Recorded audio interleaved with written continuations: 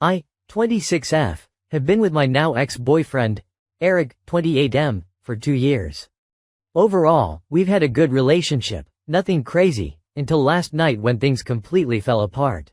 We were out at a bar with some of his friends, just having a normal night. Drinks, food, the usual. Eric and his friend, Mark, 28M, were joking around, and Eric made a comment about how much Mark was eating. Something like, "Careful, Mark, you'll eat the whole damn bar." It seemed harmless at first, just typical guy humor. But then Mark looked right at me and said, "If only she knew." It was one of those moments where you instantly feel uncomfortable, like there's something going on behind your back. I had no idea what Mark was talking about, and the whole vibe at the table shifted. But before I could even react, Eric exploded. He went off on Mark, screaming at him to shut the fuck up, and even tried to get physical. His other friends had to hold him back. Mark didn't really react, which only made Eric angrier. The whole thing was awkward as hell, and we ended up leaving early. When we got back to my place, I couldn't stop thinking about that comment. So I asked Eric, what the hell did Mark mean by, "if only she knew"? What don't I know? And instead of just answering me like a normal person, Eric lost it again. He started yelling at me, telling me to drop it and stop being paranoid. He was dodging every question, getting more pissed every time I brought it up. I wasn't trying to pick a fight, I just wanted to know what was going on. It felt like there was something important being hidden from me, and I wasn't about to let it slide. But every time I asked, he'd just get more defensive and angry. Finally, he stormed out of my apartment. He doesn't live with me, so I locked the door and called it a night. I didn't hear from him until this morning, and when I did, it was just more angry texts, telling me to drop it and leave him alone. At that point, I was done.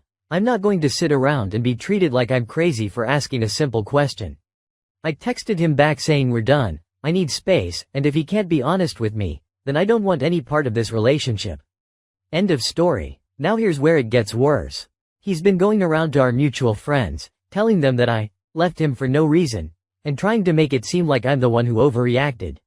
Some of them have even reached out to me, saying I should have just let it go and that I'm blowing things out of proportion. I told them to mind their own fucking business. I don't care what they think. None of them were in that moment. None of them saw how he acted, and none of them have to live with the pit in their stomach that I've had since that weird-ass comment from Mark.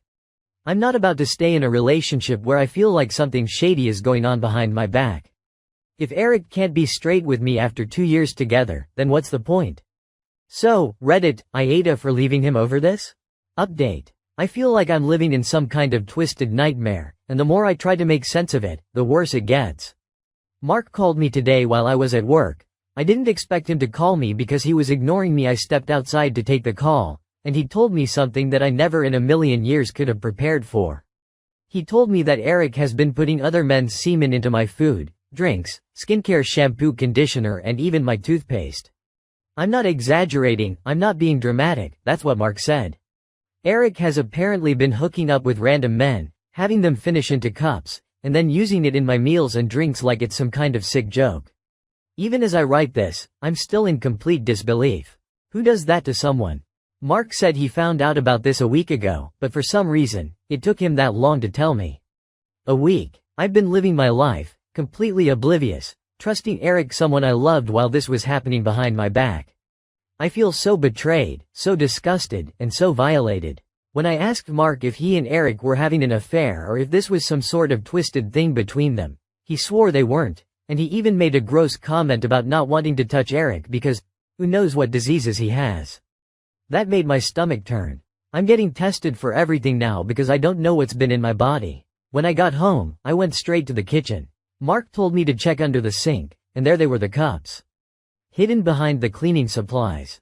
I lost my shit. I threw out everything in the kitchen and bathroom, even stuff I knew wasn't touched.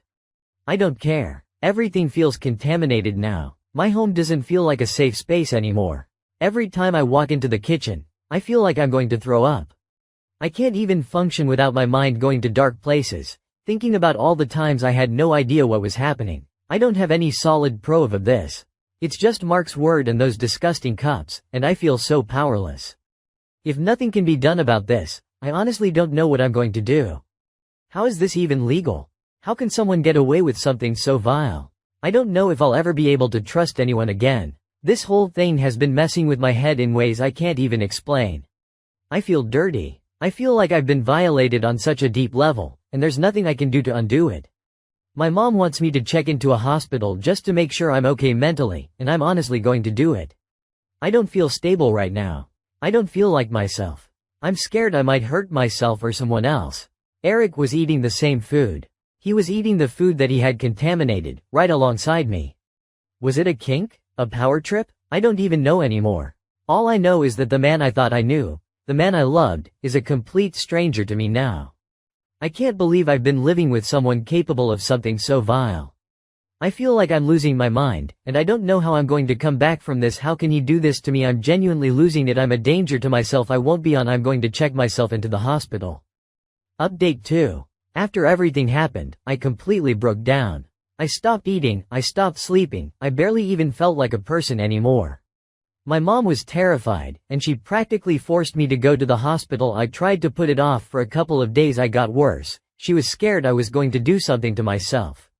And honestly, I don't blame her. I wasn't okay. I was so far from okay. I felt like my entire world had been flipped upside down. I couldn't even think straight. I just kept replaying everything in my head over and over again, trying to make sense of it, but nothing about this makes sense. Nothing. I ended up staying in the hospital for a week. The doctors were kind, and they did their best to help me, but there was only so much they could do. They couldn't erase what happened. They couldn't make it not real. At some point, I just felt like I was wasting space. I knew there were other people who needed that bed more than I did, people who were physically hurt, people who could actually be helped. Because what happened to me? There's no fixing that. No amount of therapy, no amount of medication, no amount of time is ever going to undo it. I know that now. So I left. I'm back at my parents' house now, staying in my old childhood bedroom. It feels so strange, like I've stepped back in time. Like I'm a teenager again, except I'm not. I'm an adult, and my entire life has just exploded in front of me, and I don't even know how to pick up the pieces. My cousin is here too, staying in the guest room, and honestly, I don't know what I would do without her. She's basically my sister, and she hasn't left my side since I got here. I know she's worried about me, even though she tries not to show it.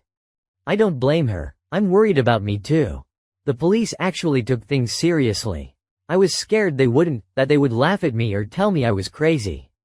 But they didn't. I could see it on their faces. They believed me. They went to Mark's house to get his full story, since he had blocked me the day after everything went down. That hurt more than I thought it would. I thought he was my friend. I thought he cared about me. But the second things got hard, he ran. But now, I know the truth. And I finally have the full story. That night when Mark and Eric were drinking together, Mark went to change the music on Eric's phone. While he was doing that, a message popped up from Lewis. Yes, one of the friends that told me I was overreacting.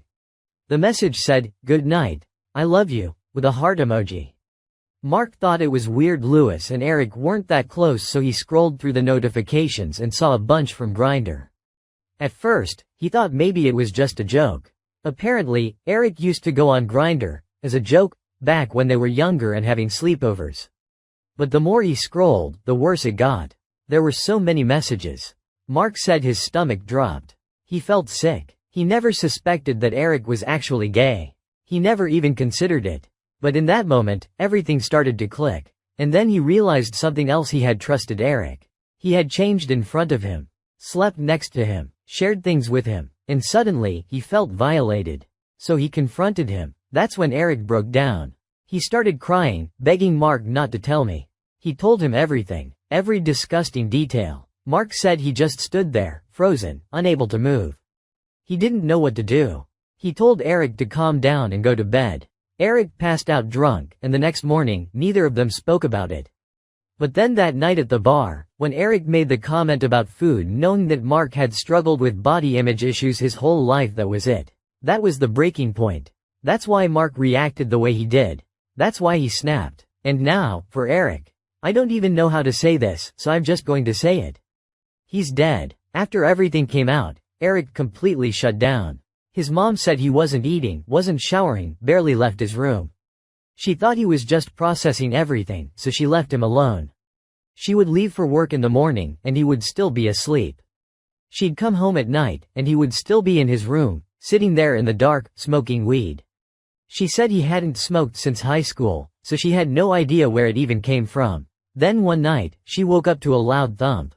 She went to check on him. And that's when she found him. He had hung himself from his ceiling fan. The weight must have been too much, because the entire thing collapsed. She found him on the floor. She was the one who found him. Alone. I don't even know how to process that. As much as I hate him, as much as I will always hate him, I felt bad for her. No mother should have to find their child like that. No one deserves that. I'm not continuing the investigation. I don't have it in me. His family has already been through enough. And honestly, his death was my closure. That probably sounds awful, but it's the truth. He was a terrible person.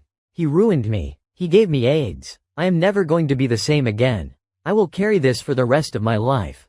I wish I had never met him. I wish I could erase him from my memory. I dread the day I die because that means I might see him again. And then there's Lewis. He's hiding. He's blocking everyone, avoiding all contact. And at first, I didn't understand why. But now I do. He was involved. He was one of them. I didn't even consider it at first, but the way he's acting now? It's obvious. And if he was? He's either going to jail or getting hit with my car. And I'm fine with either. That's all for now. Sorry if this isn't the update you wanted. But this is my reality now. I'm so angry the thought of death doesn't even bring me peace because he ruined that for me. There's so much more to this, but I don't think it's really necessary for you guys. It's mostly just police stuff. Eric's family wanted me to attend his funeral, and then there's the whole situation with Lewis. Also, Mark tried to sleep with me. Thank you so much for the support, and I'm sorry it took so long to update. I wasn't okay, I'm still not, but I'm doing better. Your comments and messages kept me going. I love you all.